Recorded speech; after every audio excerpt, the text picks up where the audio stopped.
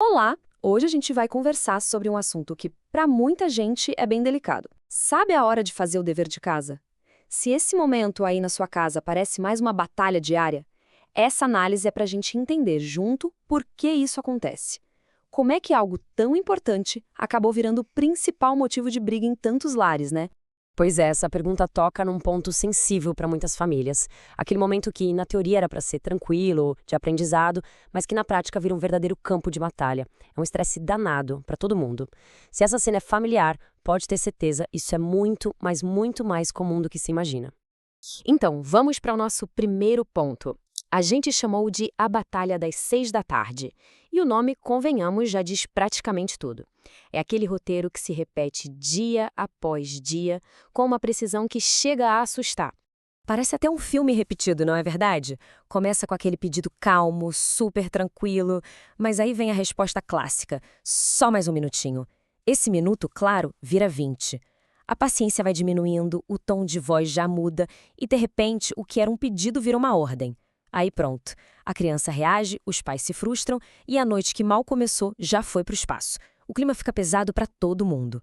E o ponto aqui é crucial, gente. Isso não é um problema isolado de uma família ou outra. Essa exata dinâmica acontece todos os dias, em milhões de casas. É um ciclo de desgaste, de frustração, que no fim das contas vai adoecendo todo mundo. Tanto os pais quanto os filhos. A casa, que deveria ser um porto seguro, acaba virando um lugar de tensão.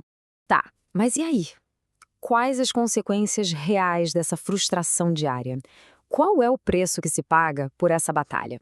Agora, a gente vai mergulhar um pouco no custo emocional que esse conflito traz para a família inteira. O que é mais pesado aqui é ver os danos em detalhes. Não é só uma briguinha boba que passa. A relação entre pais e filhos vai se quebrando aos poucos. A criança, coitada, começa a associar o ato de estudar com briga, com raiva, com punição. E para os pais que chegam em casa exaustos do trabalho, ainda ter que lutar mais essa guerra é de esgotar qualquer um. E o pior, no fim, a criança não está aprendendo a estudar. Ela está aprendendo a resistir. E aqui a gente chega num ponto de virada muito importante. Depois de olhar para todo esse cenário de estresse, a nossa primeira reação é procurar um culpado, né? Mas a coisa é um pouco mais complexa do que parece. Essa é a pergunta de US$ 1 milhão, certo?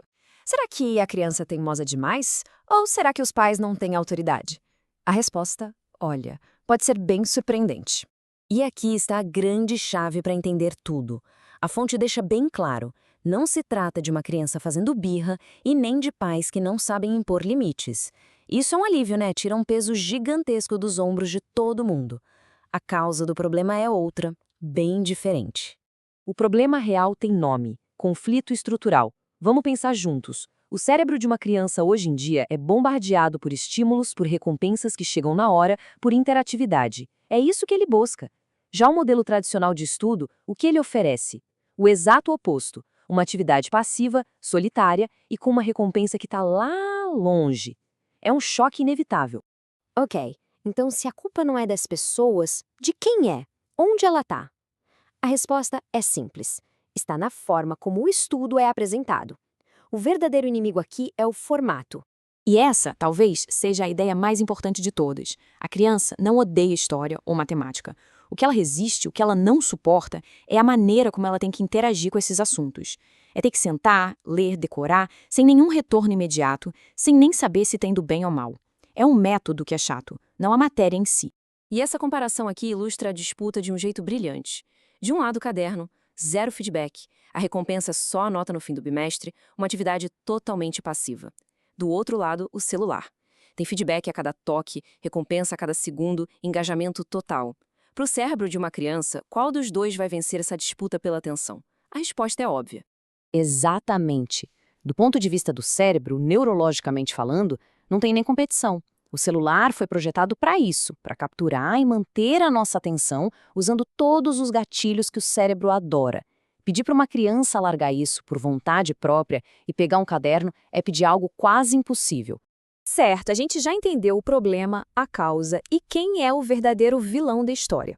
E agora, o que a gente faz? Bom, a solução está em mudar a abordagem e não em tentar mudar a natureza da criança. Olha que interessante. Em vez da gente ver o celular como inimigo que precisa ser confiscado, a ideia é transformar ele num aliado.